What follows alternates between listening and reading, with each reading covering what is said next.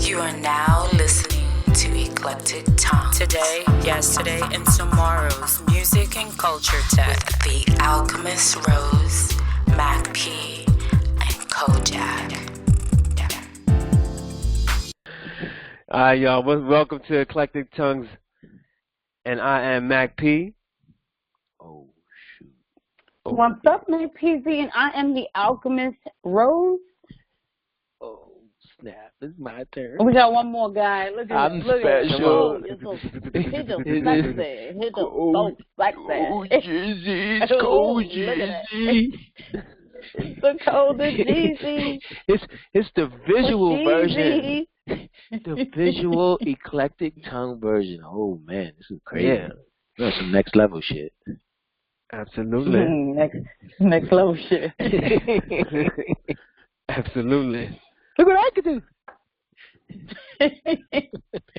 So what's up, guys? Did you guys have a good week? Yeah, I had a good week. Real introspective on a lot of different things. Just like things going on in my life is really good, and I'm grateful for that. And just kind of like this week was a lot about reflection, and a lot of doing. Amen, and brother. reflecting. Amen. Nice. A lot of I like reflecting.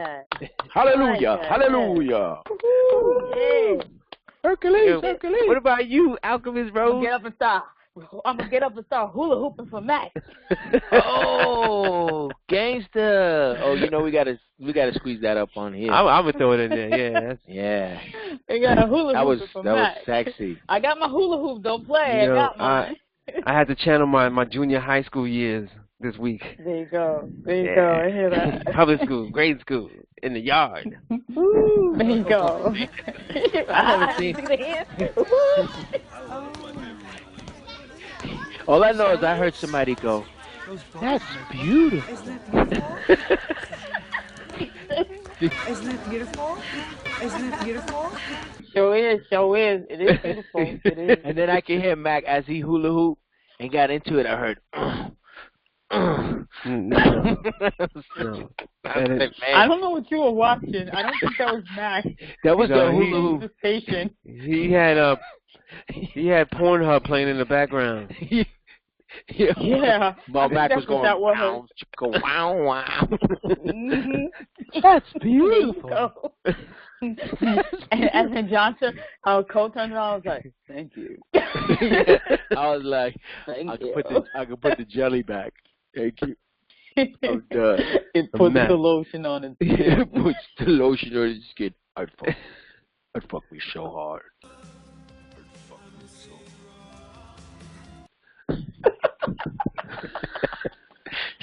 Oh man. Well, I had an awesome week. It was busy. It was chaotic. It was filled with ups and downs, but I loved every minute of it. It told me that I was alive. So that was my week. Damn. Nice. Yeah. Alive. Wow. I can't stop that. Alchemist is alive. Is alive. Yes. You know, there's a lot of people out there that's just walking dead. Wow, true. True. So I'm just glad to, have all those sensations and those feelings and the thoughts and the emotions and the roller coaster, and that tells me that I'm here. So, Amen. Hallelujah. Yes. Let me testify. Don't let me get the Jesus walk up in here. And this is my first cup. Is that Jesus juice or This just is a cup of Jesus coffee? juice. I'm having an early vodka and cranberry in the morning. Wow. 5 drinks. So 5 drinks. you should have told me what's going on. I know. I only got water. Yeah, that'll look like I didn't know it was moonshine. supposed to be I'm being spicy. real It does modest. look like moonshine. Right? Look Yeah, at the moonshine. mason jar. You sure? That's water. Are you sure? I'm not so Fire. sure. Fire water. Oh, my screen just lit up. My screen just caught fire. I'm going to keep it real with y'all. This is fire water. Oh, my goodness. What about you, Cole? What was your week like? Yeah, Fat Boy Slim week. 225 to 217, baby. Woo! And Yeah. Tiger. Yeah. Yeah, man, I changed. I think since I came back from vacation, I think I'm in day 13 or something like that. But cardio in the morning, doing the weights in the lunch break, and then just the whole eating and then latest maybe 7 o'clock a meal, and I'm good. But yeah, man, I'm like on some next level shit. 'Cause now I don't coffee. That's what happens. Yeah, that's what happens when you come back from a yacht trip, right? Yeah. Right. I know you're talking about Willis, man. I know you're talking about. I got nothing to do with that. You were there. Oh man, yeah, I was blessed. Actually, that trip was the kind of motivating factor to get back into shape. Because when I saw the pictures, I was surprised nobody harpooned me. Because it was like, yo, there's sharks in the water, and that looked like a good chunk of meat. Somebody took a picture of me on the surfboard, right? I mean, on the kayak from the back, and the sun was setting. I was like, "Ooh, that's a nice shot." And then I looked back, and then I saw the silhouette of me, and it looked like the Michelin Man on the kayak. You know what I'm saying? Tires going like this. I was like, "Oh, gangster." I got a humpback whale. I said, nah, that's it. You're stupid, but you was feeling it, huh? You was thinking it. Oh, yeah. Now I don't use the cream in my coffee. Good job. I just put the almond milk, a little bit of that Truvia. But for the most part, I actually put the coffee in the smoothies. And then, so I don't even put Truvia in it. But it's good. That's good. I guess 2 weeks from now, man, I better be saying I'm 210. No, not 2 weeks. Nice. That's a lot. Let me see. Give me a minute. At least let me say I'm 213. 213. Oh, come on, man. This is cool because we're documenting it, I guess. Aim for the sky. You hit the lamppost. Man, let me tell you, I'll be honest. Say 210. Say 210 so you can strive for it. You say 213, you'll be at 215. That's 2 weeks, girl. 210 is documented. All right. Oh, wow. Look at Alchemist. Oh, man, she's killing me. Pushing you to deep waters. Yeah, push me to deep waters. Yeah, push me in That's right. in the crackhead waters. On. So, how's that industry? Yeah, music industry. Oh, yeah. Good. Oh, yeah, the topic of today is music industry. Yeah. Music industry, yeah. What industry? Well, that's some people think it is disappearing, is going away, so it could be what industry. How I feel about it, music industry is really hard. That's what I have to say. And me, I'm a strong believer in pursuing what you want to do in life, and go for it. Get your dreams happening. I started off as an engineer, right out of college, went to school for it. Started off as a passion, and it turned into me thinking, this is my future, so I want to be able to get paid off of this.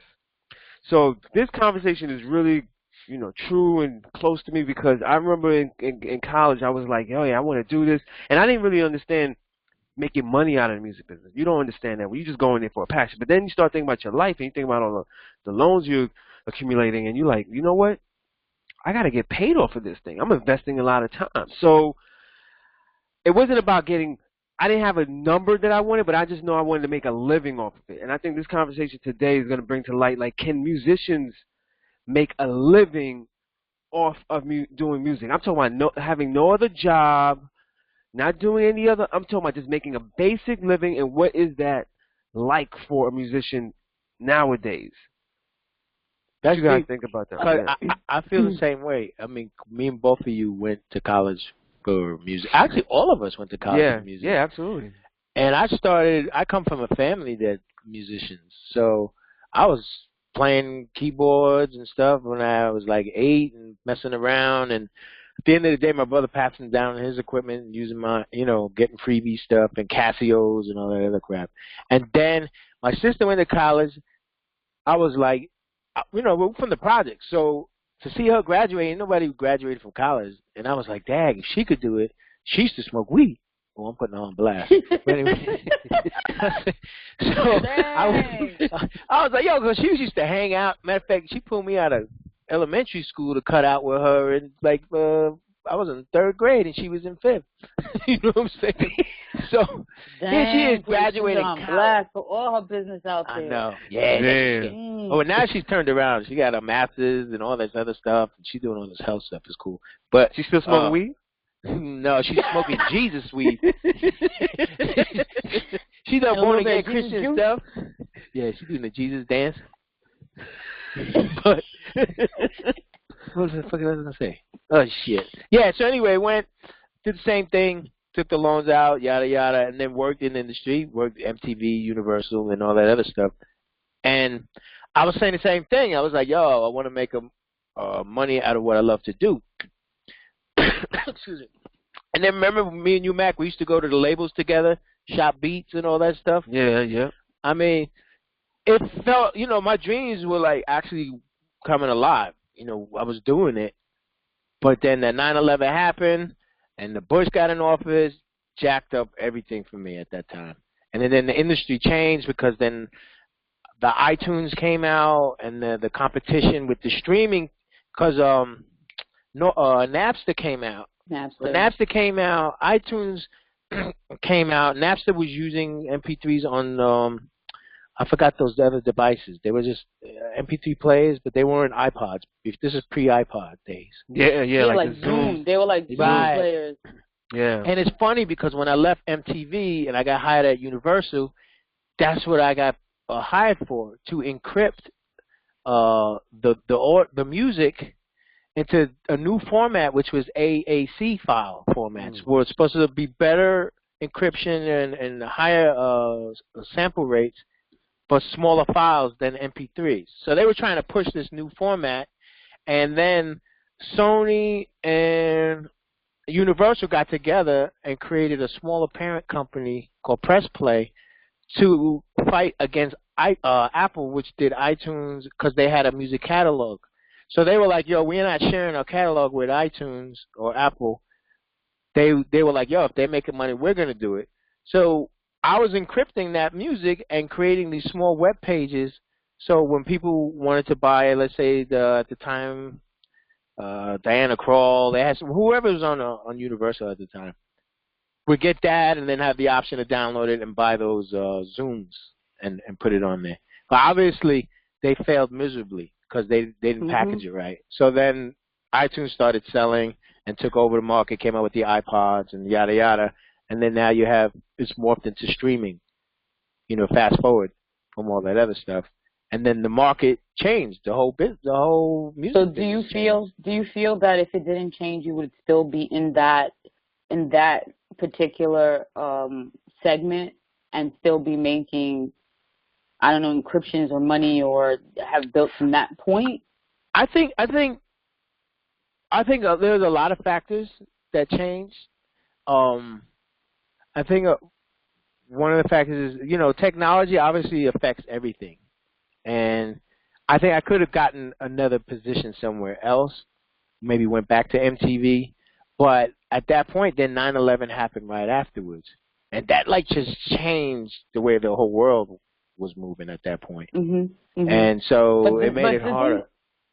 It did make industry, every single industry, not just music. Right, but right, the thing about when you look at historical factors, right, you can see the earth is resilient. It always bounces back. It comes back around. So at the point when it was coming back around and things were picking up, even though it changed a little bit, did you feel like, okay, now I got to get back in? Yeah, I definitely did. I tried. Because, for me to I wouldn't have thought of this maybe even 15 years ago or so, but to Mac's point, can you make money in the music industry now? I think you can make money if you're willing to bend, if you're willing to change a little bit, if you're willing to do something else, which may not be 100% your passion. You know what I'm saying? 100%. So, you can always make money in the industry, but if you're going to be stuck with no, we got to sell vinyl, then you're not going to make money in the industry. Right. If you're stuck on CDs, you're not going to make money in this industry. So you have to be flexible, is what I think, in this industry, in in business, period. You have to be flexible in order to change with the time and be innovative and try to come up with something that people are not doing presently. You get what I'm saying? Like, I mean, come on, how innovative was it to have, which I'm not wearing right now, but Beats headphones that are wireless? You know what I'm saying? Like, whereas back in the day when you saw joggers, they had freaking Walkmans. There's no Walkmans. These millennials don't even know what a Walkman is. You get what I'm saying? Yeah. It's something about, in order to be successful in this business, in any business, it's about being able to bend but not break, being able to shift and change without changing yourself or changing your message. You get what I'm saying? Yeah, it's funny. I mean, this is a really great conversation because there's so many difference of opinions and perspectives that you have, and philosophies on what you deem is making money, a career, versus just getting by. You know what I mean? It's what you're willing to compromise your value or your integrity, and that really sets kind of like the playing field. How do you want to live? You know what I mean? Do you want to live off of music and think that you want to have a Ferrari and a mansion? Or do you want to live off of music and enough to pay your mortgage? Or do enough to pay your rent? I agree. Or just maybe enough to... It's what level, yeah. Right. You know, I think, see, that's a great point. You know, I definitely see that perspective, but I'm just, the baseline is, if an artist says, I want to make money off of, you know, I want to make a living off what I do. It doesn't, you know, I'm not really going to go. But it's how you living.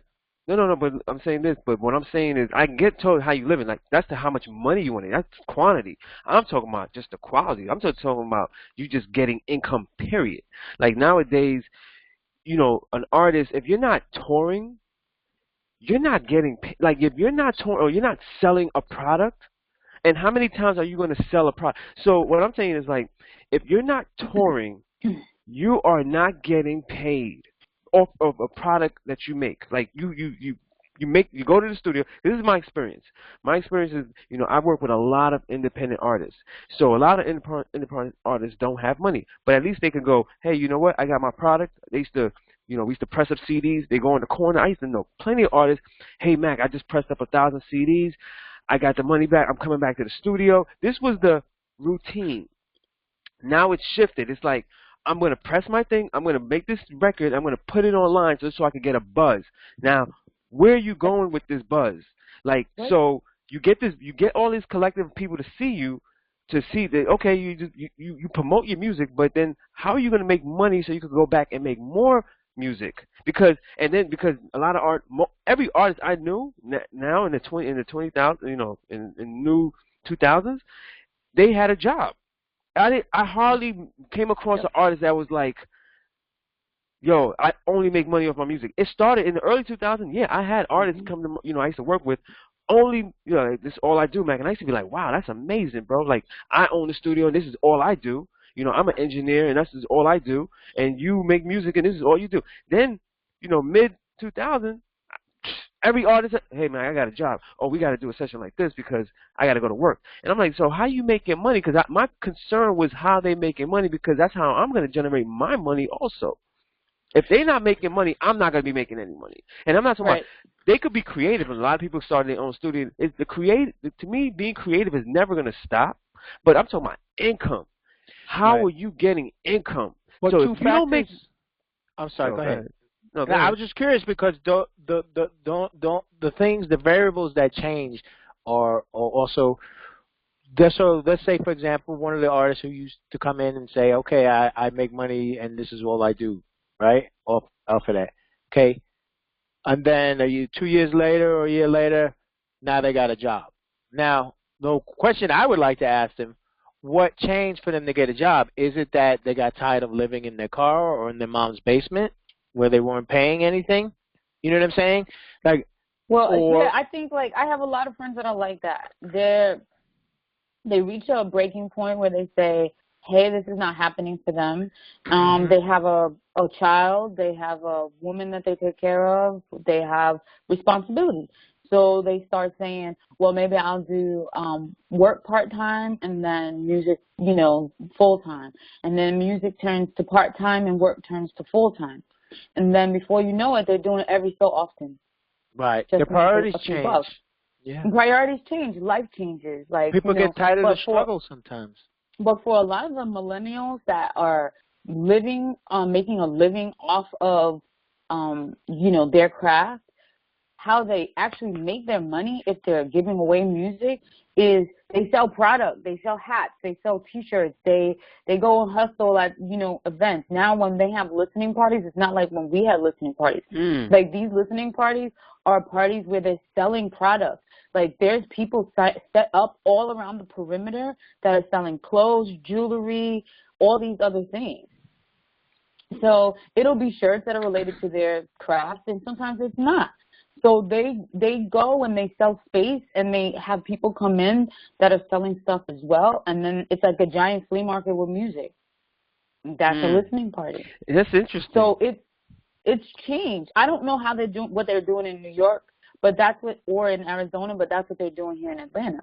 So you go and you have this whole eclectic vibe of these new age hipsters that when we were growing up were called backpackers. You know what I'm saying? Yeah.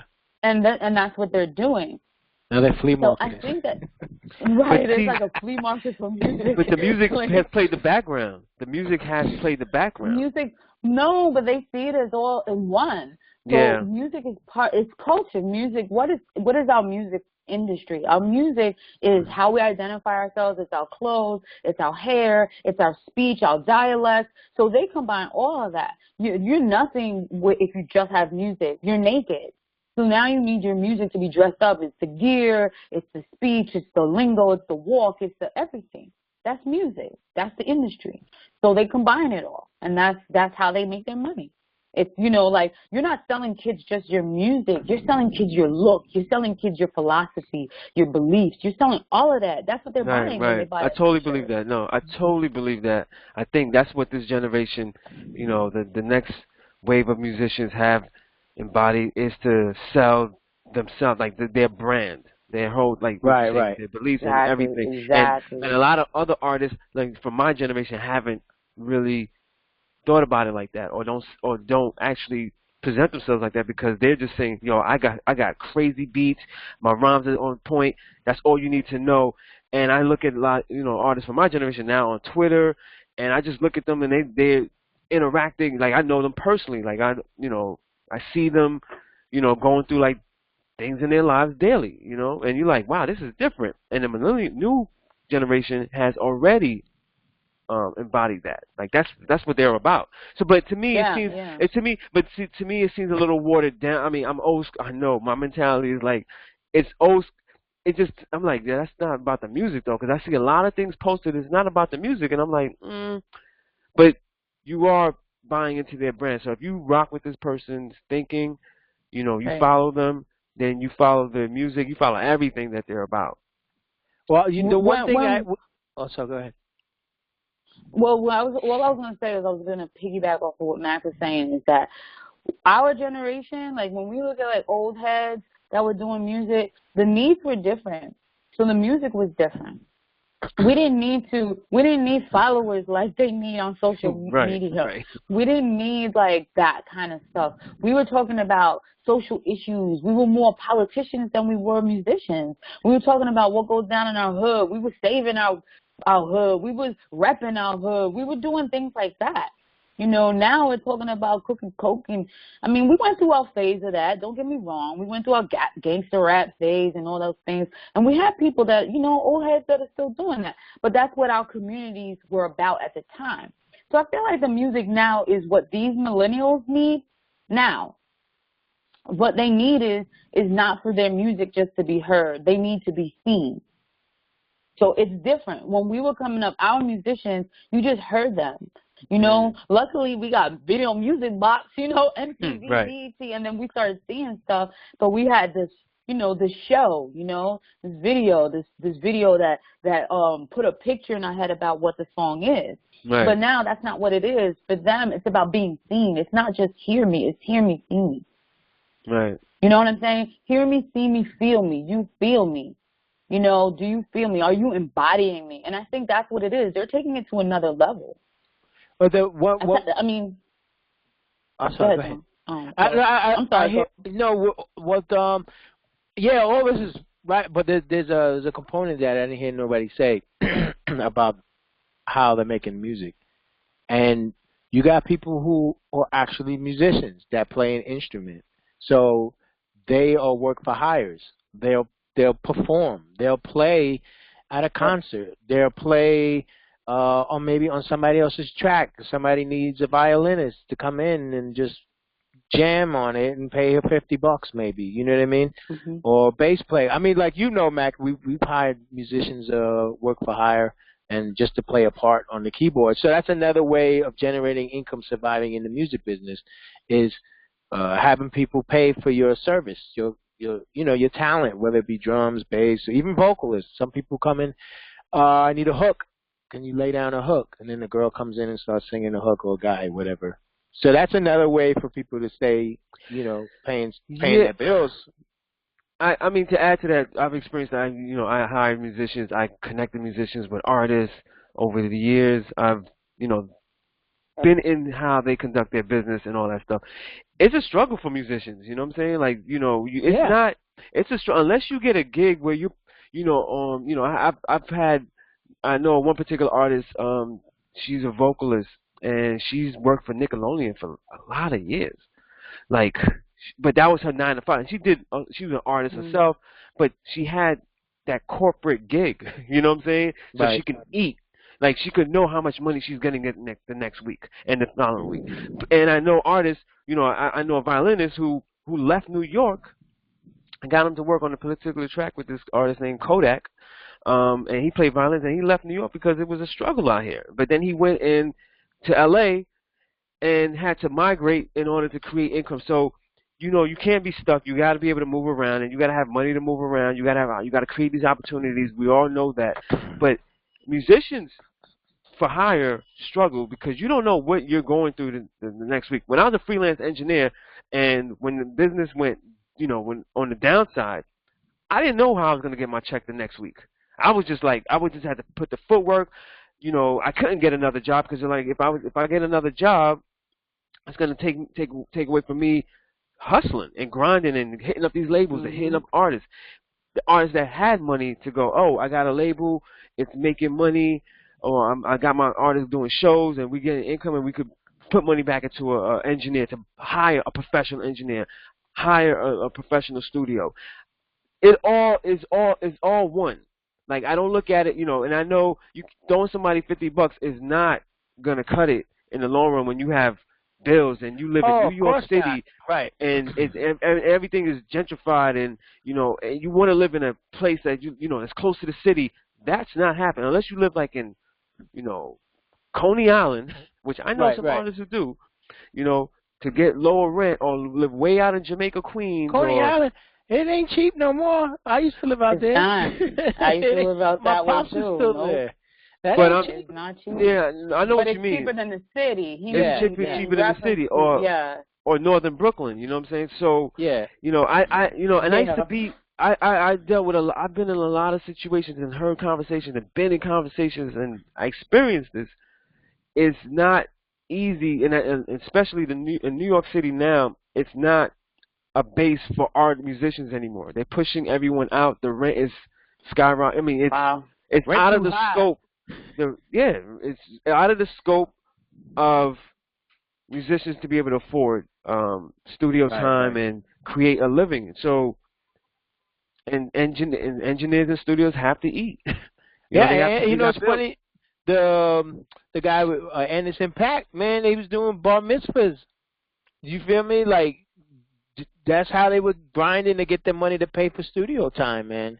Yeah, and he was probably lucky, very lucky to get those bar mitzvahs. Yes. He's very lucky to pop off. I mean, I look at it like now it's only a handful of major artists. Like, the barrel of major artists that we used to have barrels of artists, like different levels and tiers. You had artists like, they're not on the top, they're not superstars, but yeah, they're household names. They kind of known. Now it's like either you're unknown, no one knows you, and you just promoting music on social media and trying to do this and there, or you're like huge, like you're in Drake status.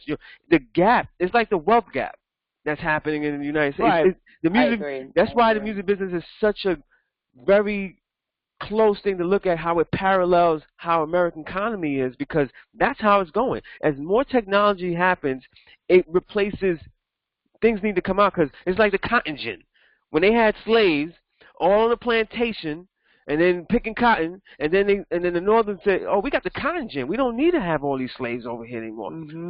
So they go, "We don't need to have slaves. So we got the cotton gin." It does it twice as fast. We don't have to pay for someone to eat. This machine just runs. It's technology. The Industrial Revolution is happening once again in America, and music revolution. Oh, and the word music revolution, yeah. I'm saying, like, music revolution. No, yeah, that's what I'm saying. Now we got a music revolution. We got a music revolution. I'll be honest with you. I'm glad we do, because it evens the playing field more. It does not. It does. I don't think it does. I don't think in the sense of well, actually, let me clarify what I'm saying by that. Not in the sense of financial equality. No, it won't. But I mean in the sense of musicians and creativity, as far as now it's people have a bigger menu to choose from who they want to hear. It reduces the cookie cutter factory down, because more people have a platform to put their music out versus than before. They still have the machine, yeah, and that's why you hear maybe Drake or whoever is around the clock pumping in 24/7, or Kendrick's, or you know what I mean. But at least now I can go on YouTube and find my a variety. Before I couldn't do there was no YouTube before. No, I agree. So you're stuck to the dial of what you could hear. Yeah. Right. Yeah, I mean, yeah, you have to go to like the indie underground clubs to hear new music. Now you don't have to. Your underground club can be your Pandora, can be your YouTube, whatever your channel that you create. And I think that's the revolution that I'm talking about. The double-edged sword with that is like you're listening to music on systems that don't pay artists. Like Pandora does not pay its artists. Spotify, right, that's a whole different. That's another topic. But the thing is, the consumer is winning big. Of course, the consumer, as a consumer, if you like music, you're winning big right now. You're huge. I mean, there's nothing. As an artist, you're not. As an artist, you are not. So it's like Cole. Right. It's like when we say, "Yo, Cole, we all say, let's start a label together, let's put it out." That becomes a huge dilemma for all of us right now, because we're like, okay, we will put this label together, and I think we should do something like that. I think we should actually journal, some type of musical journey with all of us, where we say, are we going to do this as a viable business? I dig it. I dig it. A viable business. Now that puts everything in perspective, because now we no longer consumers like the way we are right now. We become like, okay, we're going to be producers. We're going to create something that we want to create revenue from, and we're going to say, by this end of this marketing period, we need to make this type of money. Right, this is what we need. I agree. Yeah. And we instill our love, right? So the journey starts like, okay, we shoot out all these ideas, we create a budget, we start doing things. What does it take? What does it take? What does it take? Yeah. What does it take? People don't really get it. Because we got to fix this problem now. Because the thing is, that high school version of me, that college kid that was in college and was studying music and said, yo, I got to make money off of this, because I see this is going to be my life. I'm going to invest so much time. If I didn't make $1 off of what I was doing, I was going to be out of the business. The world would be missing an engineer like MakP. You know what I'm saying? Like, for real. I'm serious. Like, we're speaking about philosophy, right? This is what I think. Right, the world would be missing that. And then, like, so if you was to say, like, I need to make this, like, but you made it happen, because you look in the background, he has his studio. Look, he has his D drums, he has his keyboards, all that stuff is set up. You created what you wanted to create. Right. You said, I wanted to have a recording studio. I want to be creative. You are doing that. What I'm saying is that for someone who says, well, I want to do that, and I want to make a living off of that, doing just that, putting my foot down, I'm dedicated to this, I'm going to make this happen. Like an Eminem, like, if we don't have people make money, dope artists make money, we won't have, like, all these greats that made it happen. We won't like no. I'm just saying, I don't like know. we won't like because like an artist like let's say Eminem, he has a daughter. He has a daughter. He's like, yo, I grinded, I pressed up tapes, I did this, I hit all these battles. He has a daughter. His daughter is going to turn a certain age where he's going to be like, yo, I got to feed either you like take care of your family or you don't. So because he was able to last, and because Dre made his money back in the day, was able to be there to scoop another art. This is all one thing. This is all one consciousness. We must fix this problem because we're going to be missing a lot of dope artists. That's going to be like, you know what? I don't want to do this. Identify the problem. I don't think. Identify the reasons and the problem, the reasons. We have to identify all that because, like, let's be honest, it's business at the end of the day, and it's survival of the fittest. And just like there's a million people that could cook good chicken, they all can't sustain a business. They all can't be Gordon Ramsay, right? Right. Absolutely. Like everybody can't. You know, I think you have to have a certain kind of heart for it. You have to have a certain kind of skin for it, like thick skin for it. You have to have a certain qualities, or you have to have people in your camp that have those qualities, so you could just focus on what you're good at. So like let's think about it, right? That person that like Gordon Ramsay, he's not going to raising chicken. To raise the chickens, then to pluck the chickens and kill the chickens and then cook the chicken and prep the chicken. No, he's got a whole crew. Somebody that goes and does the morning marketing, finds the chickens and da-da-da-da, and everybody sticks within their strength. You get what I'm saying?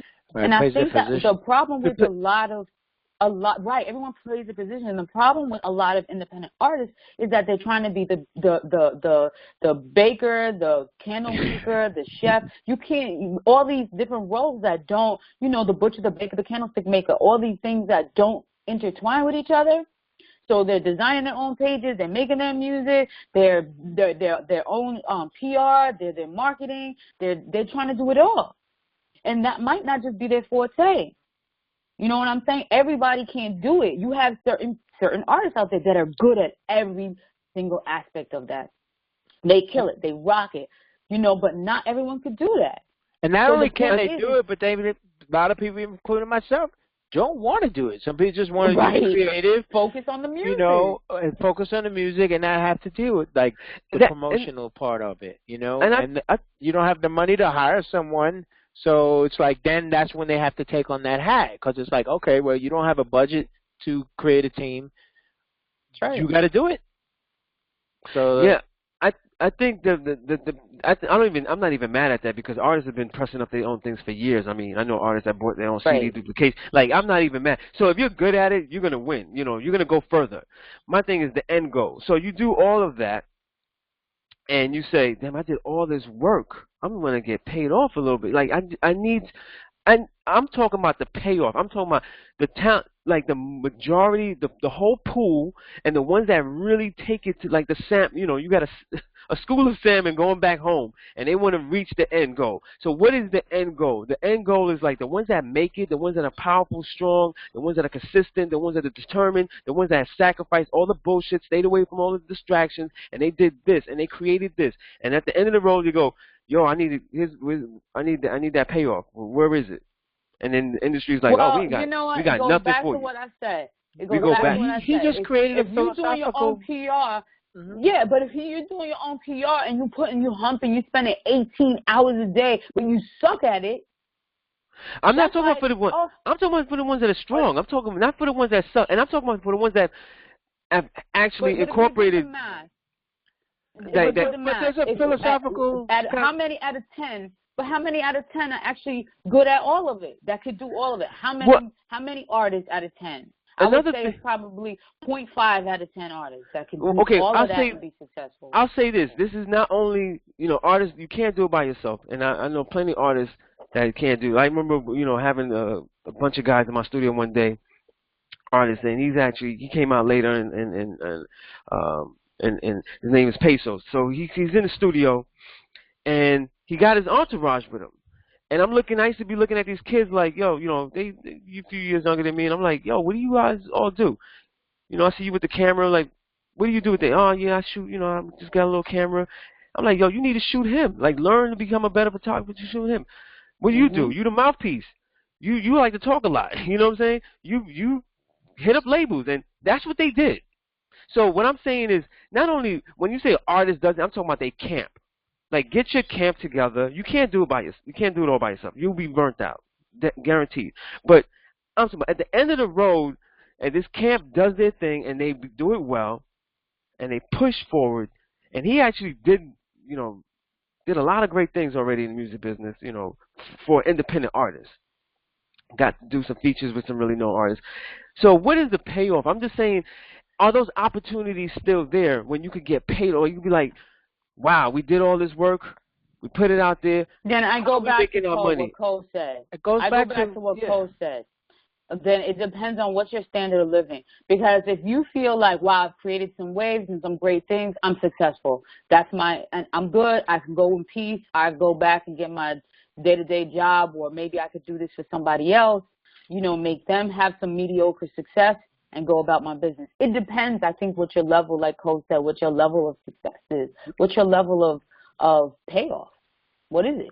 Yeah, not everybody wants to be like a Drake or Beyonce, like star status, like, you know what I mean? It's that, and at the end of the day, it goes back to the essence of why you're even doing it to begin with. Like, most artists that I know will do it for, everybody wants to get paid to do, who doesn't, for being creative. I don't know anybody who's creative that would say, no, don't give me no money. They do. People who do design work, people would love to be, known as a Picasso or something like that or whatever. But the reality is artists have to do it anyway because it's in their DNA. So they're going to create regardless. Now, that's the problem, is that when you try to monetize it and then turn it into a business, it's a different philosophy versus a philosophy from a true artist perspective. True artists need to create regardless. So if you're not getting paid, they're still going to paint. They're still going to make music, X, Y, and Z. Now, when you add the business to it to try to make it, to live off of it, that's a different animal. It's a different philosophy. How much do you want to compromise as an artist? We're either doing those 360 deals where you're getting ripped off, losing your publishing or whatever, versus staying independent, completely owning your publishing and yada, yada. But now how do you, gauge what then success is based on a Drake? That, you know what I'm saying?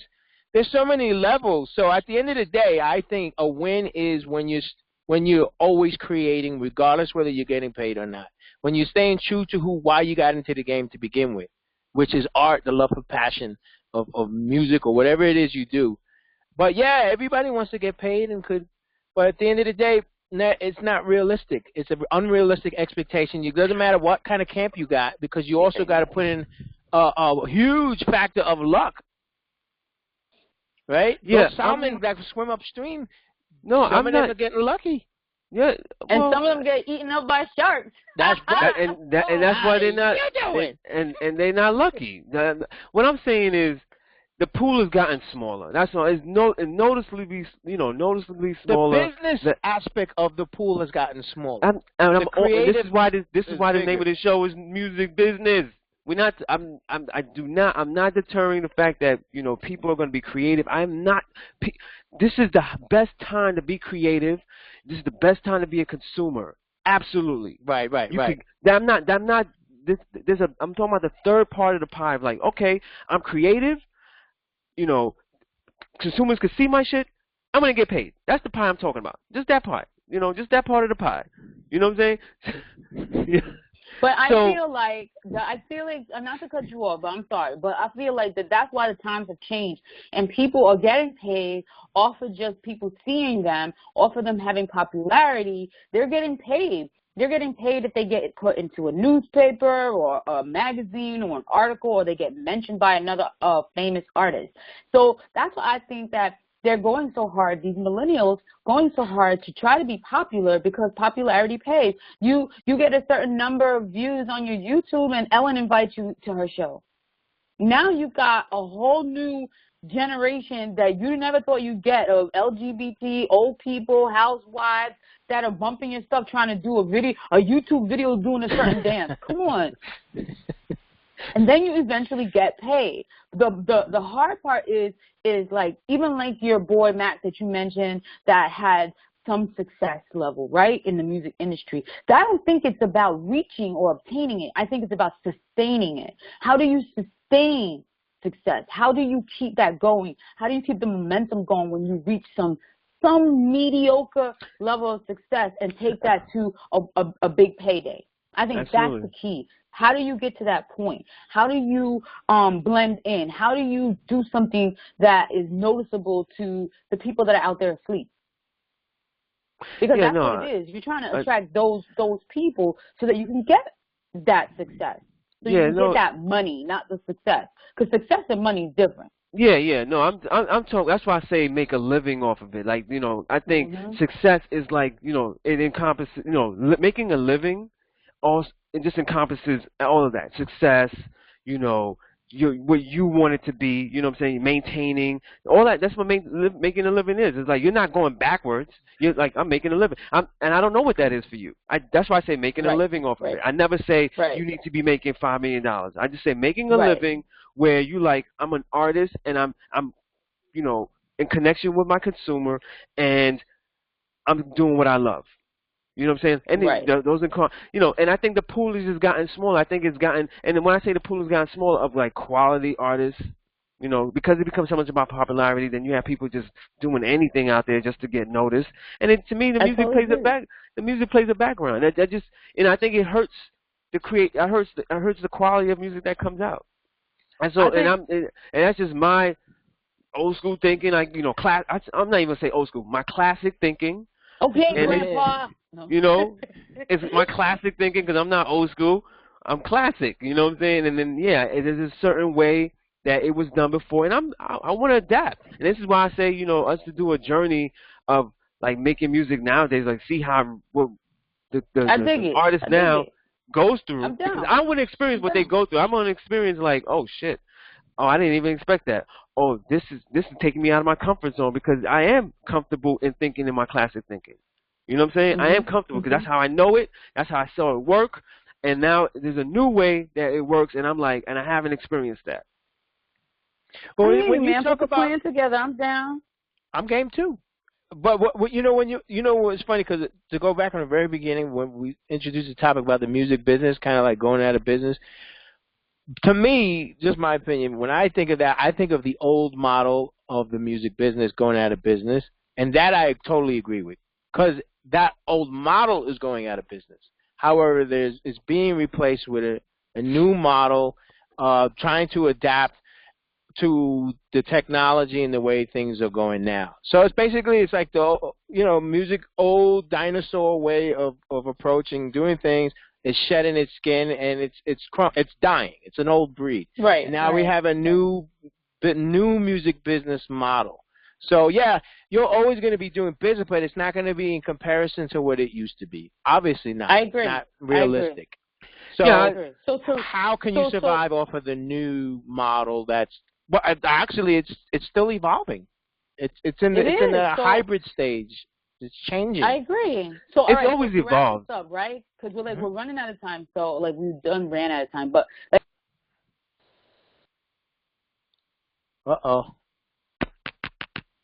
Oh shit! What happened? She lost connection. Shit, that's the government. The government. She's about to tell, ladies and gentlemen, she's about to tell the truth about how the success works. They infiltrated her. Don't let them shut you up. Don't let them shut you up. Resist. You must resist. Viva la Alchemist. Come on back, Alchemist. What was she about to say? Alchemist. She just left it like right at a climax, man. Like it was just like she had something. She is. Wait, can we hear it? I couldn't hear you at all. Like my call failed. Sorry. We didn't hear you at all too. Oh, look at the special. The sign comes up. You see that? Yeah, this right here. Okay, go ahead, Alchemist. Well, you're gonna have to gray out that number. Yeah, somebody gray out that. She on blast. Just call Alchemist Rose. She'll give you all the tips and tricks for the new. Oh, we can't hear her now. I'm gonna blur it. I'm gonna blur it because it doesn't move. It's easy to blur. It's easy to blur. You can't handle the truth. Well, that's something I gotta actually watch this whole video, make sure none of that stuff pops up. What stuff? All these numbers? Yeah. We gotta. Gangster. Like call her at if you want to have a good time. The editing takes more time with this one because now it's not audio, it's audio and video. You know what I'm gonna do? Yeah, this thing sucks. It really sucks, man. Oh, she's back, ladies and gentlemen.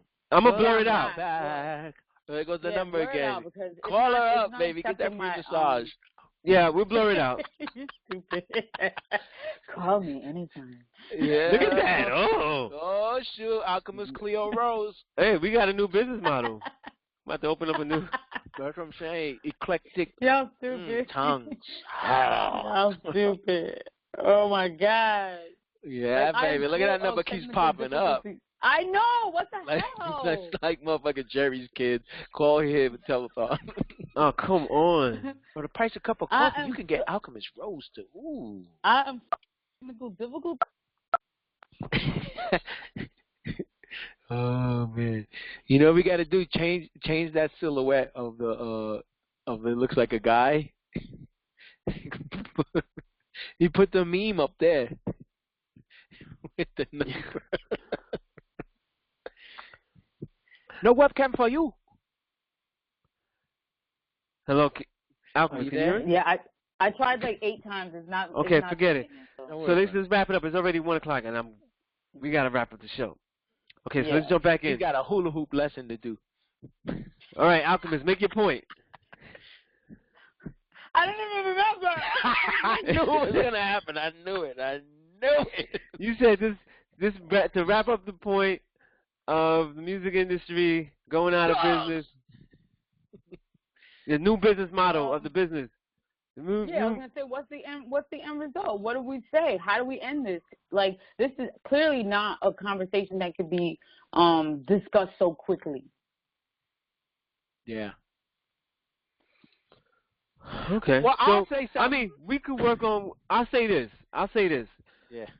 We could work off what we got going on right now. What's going on right now is streaming is big. The consumer doesn't want to go back to MP3s, and they just the creators of MP3 just discontinued updating MP3s. So MP3s are done. Like, it's no longer a format that's going to be used in the future. So, and now they're going to move on to AAC and FLAC and all these other formats that can hold more information and more metadata. So we have artists, consumers no longer buying CDs. We have artists having to perform to get money for their performances, and because no one's paying for the product anymore, or not as much. Right. What else is happening? And work for hires. There's still work for hires. That's still kind of like a work for hire, because that is a work for hire. That's like because it's a one-time thing. Performance, either whether you're rapping or playing an instrument, you're performing. Yeah, I mean that's you have that.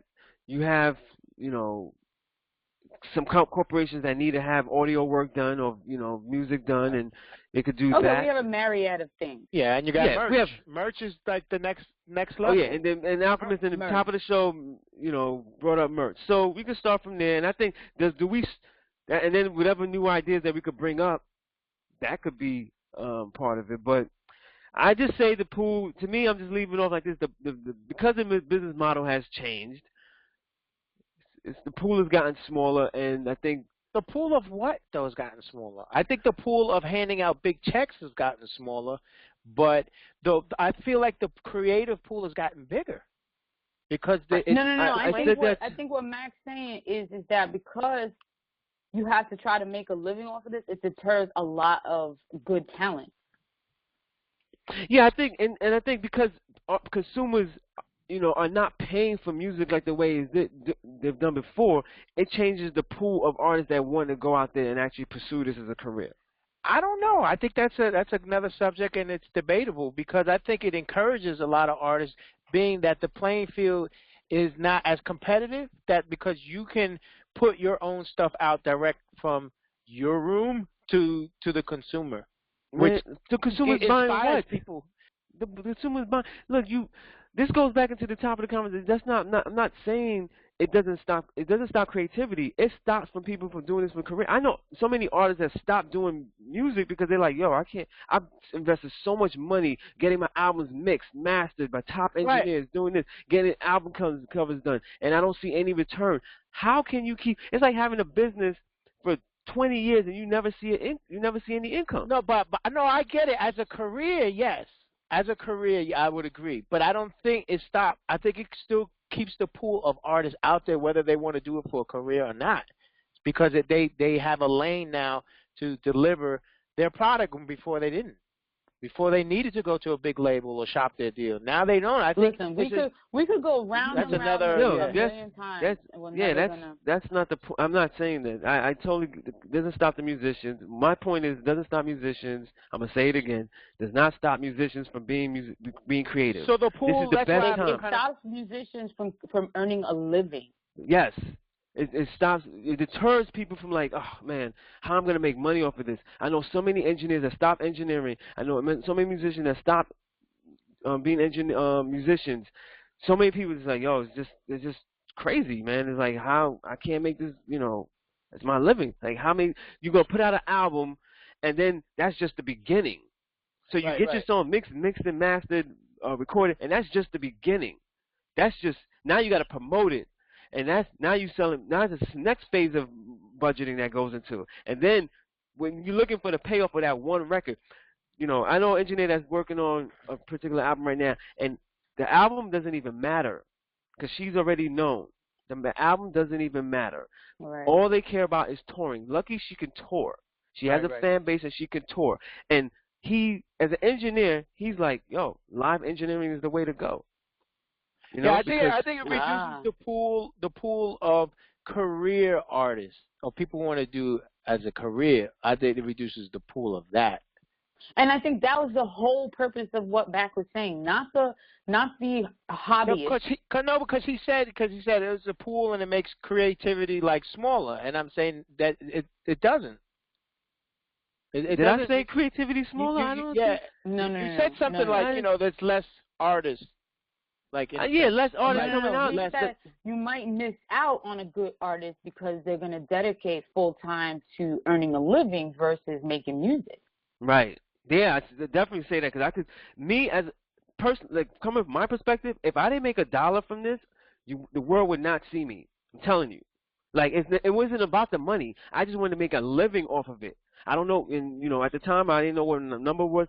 I'm just saying, if I wasn't getting paid for what I was, and I came in the game to be a producer. Lucky I switched up to be an engineer. I came in. I didn't learn production until later on because I wasn't a great producer, in my opinion. But I said I'm going to make some money in this music business just to make a living, so I could live my dream. My ultimate thing is to live my dream. But in the meantime, my reality is that I need to get paid. I need to have some income coming in so I can keep living my dream. Because my ultimate thing is to be an engineer, producer, all that stuff. And I got to do that, own a studio and all that stuff. If my studio wasn't making any money, doesn't matter if I say, oh, I'm a creative engineer, I own a studio. My landlord's like, you don't make any income. You can't be here.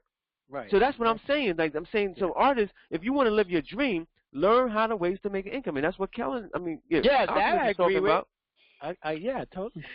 Alchemist is talking about that, saying, yo, listen, the business model has changed, and I'm seeing that. But my classic thinking is from back then. I'm talking about artists making money off of what they do. That's all, and that's what I'm saying. I agree. So, all right, that was a good show, guys. I think that this is Hercules. It should be tabled and probably revisited, especially if we're gonna chronicle our journey. We definitely should. I think we should do a light project and just we'll take that. We'll cue the folks up for that soon. Yeah, we'll take that offline. Woo, coming out the Eclectic Tongues label. Shut Y'all ready for Yeah, that? what you say? What you say? Y'all ready for the Eclectic Tongues radio? Record label? No, Eclectic Tongues record label. That's what I meant to say. Yeah. Well, guys, that was a good show. I appreciate you spending your time with me. Yeah. Appreciate it. Yeah, just Thank you, dial the world, for number listening. right here, ladies and gentlemen, under the screen. Thank you, world, for checking out Eclectic Tongues. This is MakP. This is Kojak The Alchemist Rose. And we out. Till next time, y'all. We out. Be well.